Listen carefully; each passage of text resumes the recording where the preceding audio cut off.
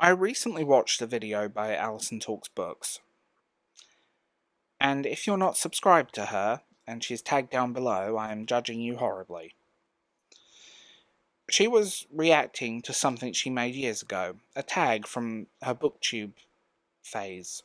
I'll use the word phase. That has suddenly resurfaced. People talking about it again, doing it, analysing it, treating it like a historical artifact, and watching her react to herself I felt it on a physical level. Because if you've been online long enough, you know that feeling. That moment where the internet hands you a version of yourself and asks you, silently, do you remember this person? Some of my early BookTube videos that are now private still resurface occasionally. I get it. People archive things, people download stuff. But it's unsettling in a way I don't think we have language for yet. Not because it's embarrassing, but because it's out of sequence. Memory is supposed to move forward, identity is supposed to evolve, and the internet doesn't do that. It drags the past into the present without explanation, and expects you to remember it instantly. Here's something psychology doesn't prepare you for either. There's a huge difference between remembering who you were and watching strangers remember you incorrectly. Memory is supposed to be owned, but online, memory becomes communal.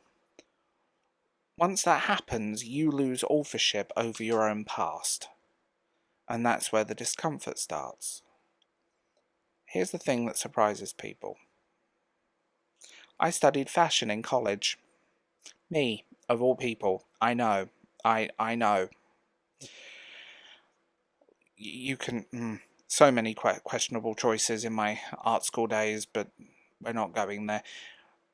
I was also a fashion blogger in the late 2000s. Plaid, skinny jeans that violated human rights, brick wall photography. Overpriced burger joints, where the food was served on a piece of wood and the man buns on the waiters were more impressive than the burger. Those photos now resurface on Pinterest boards, nostalgic TikToks, millennial cringe compilations. But they're not being shared because they're bad, they're being shared because they're artifacts. Evidence of a time when irony was a personality, sincerity was embarrassing, and nobody knew this would be permanent. We weren't dressing for the future, we were dressing for the right now. Early internet culture trained us to believe things would disappear. Platforms died, websites vanished, usernames got abandoned, reinvention was part of the deal. Now, nothing disappears. It just becomes searchable. It's very strange to witness, because human identity depends on forgetting, shedding skins, and both being remembered and misremembered. The internet denies all three. We're currently living through a nostalgia boom.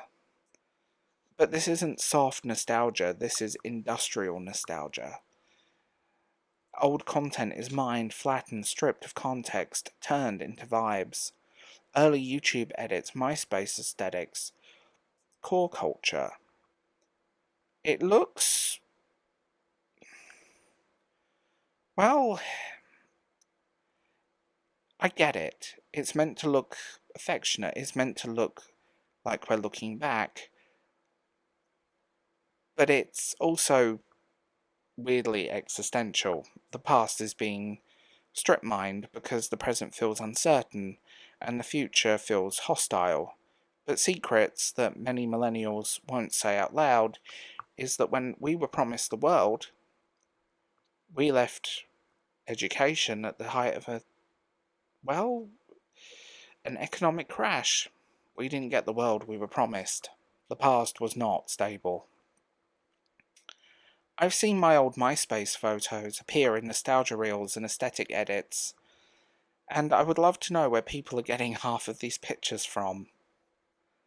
The people reposting them don't know it's me, and that's the point. I'm not a person there, I'm an image, a texture, a mood, and psychologically that's well, horrible. Destabilizing is the proper word. Because memory without body feels like being erased while still being visible.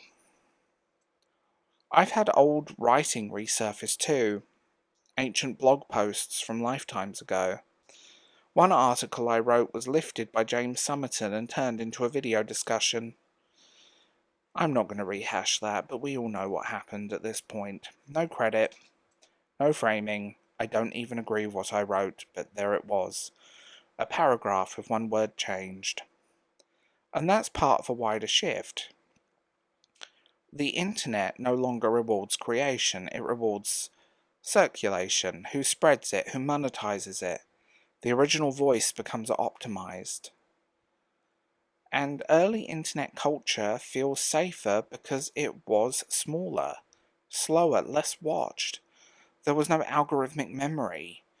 You could fail quietly, but now everything is logged, everything is ranked, everything is permanent.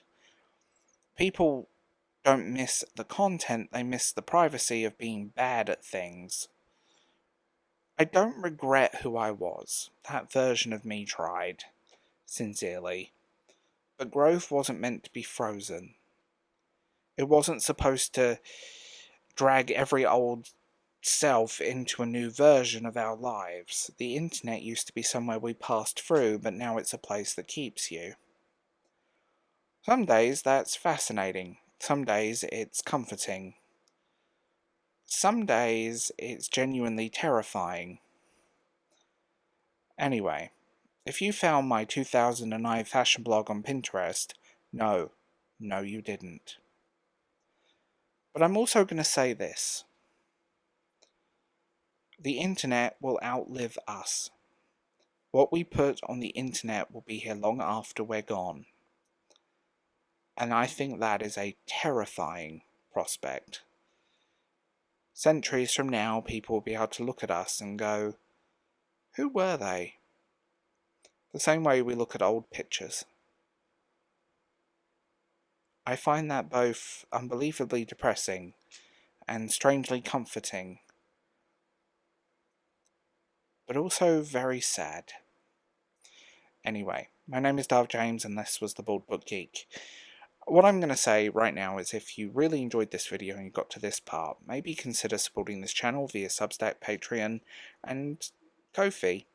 Also YouTube memberships, because they do exist, and there is a podcast and early access.